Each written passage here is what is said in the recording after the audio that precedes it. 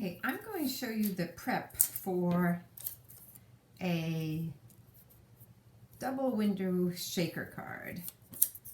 And I am just adhering the die in place. But at the same time, I'm adhering 3 layers of paper. I'm going to cut out 3 cards at once.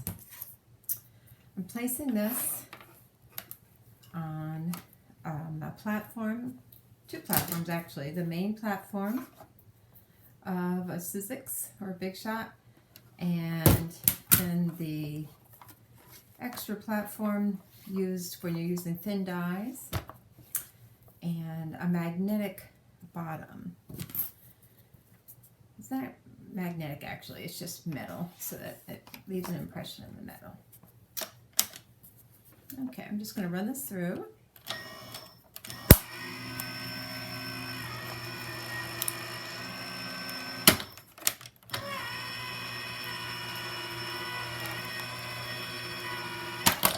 Okay. Now that moved, so let's see if it moved. Oh, good. Didn't move when it's coming out. So I am cutting out 3 long cards at once, hoping not to. I always have trouble with the tape exposing white core, so I have to be a little careful. This mint tape from scrapbook.com doesn't leave any residue, and sometimes that works best to take off. So this is a long card, well, not long, a long fold card, basic size, 4 1/4 by 5 1/2. Okay, I'm going to fiddle with this in a little bit to take that off of my fingernail, but I can use the other side if anything comes off. Okay, so I have 3 cards, bases made, and I'll show you tomorrow how to make the card. That's a card base. I made 3 of them. Now I'm going to make the other direction, just a basic fold card with a fold to the left.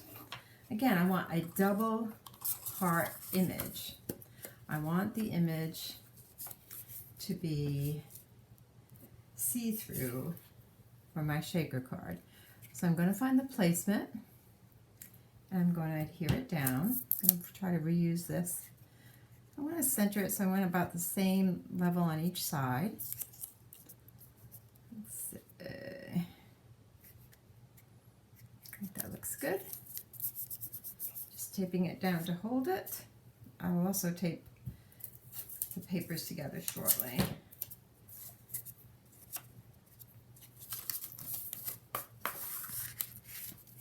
I'm showing you this prep step because it's a little awkward, especially when I'm trying to cut 3 cards at once. But if you're going to take the effort to cut these cards, you might as well get 3 done.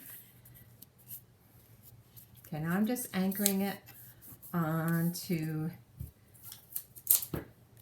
my bottom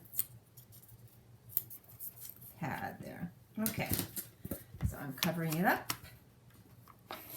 and engaging the rollers. And you might have a circle roller. I have an electronic one.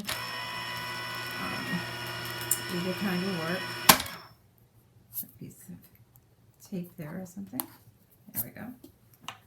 Oops, a little bit more. So hopefully this has cut 3 cards in a row. And it has. So now I have, still, these are see-through cards. And if you want a traditional shaker card, I'm going to take that tape off. Well, I need to take it off now because I need my heart. Okay, I'll be patient. For a traditional shaker card, the base is still intact. So you only cut through 1 layer.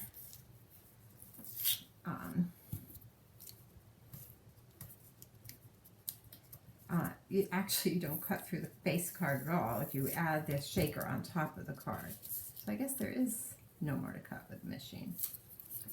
I will cut different color trims. Earlier when I showed you I was going to do shaker cards, I made some white and black.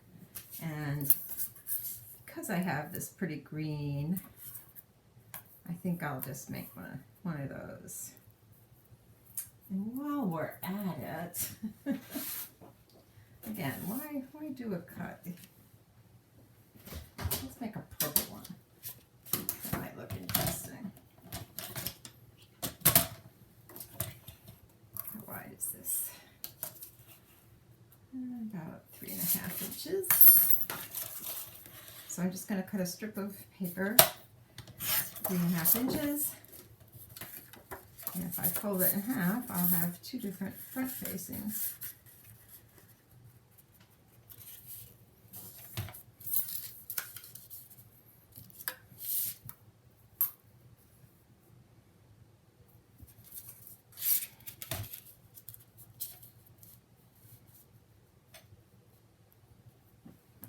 Okay, and I'm just adhering it so it doesn't go roly-poly in the machine. And this is to make some nice frames.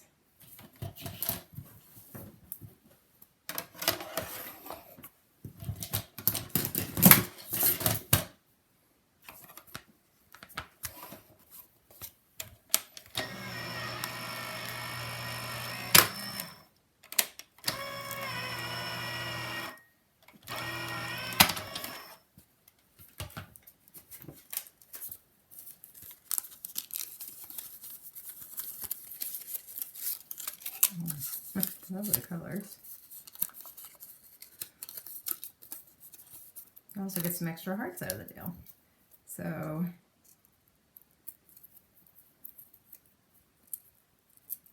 we have a beautiful green frame, and we have two purple frames. Plus we have a couple purple hearts we can play with. So that's just a very simple lesson to show you the beginnings of tomorrow's card, which will be a long fold with a see-through shaker card. See you tomorrow.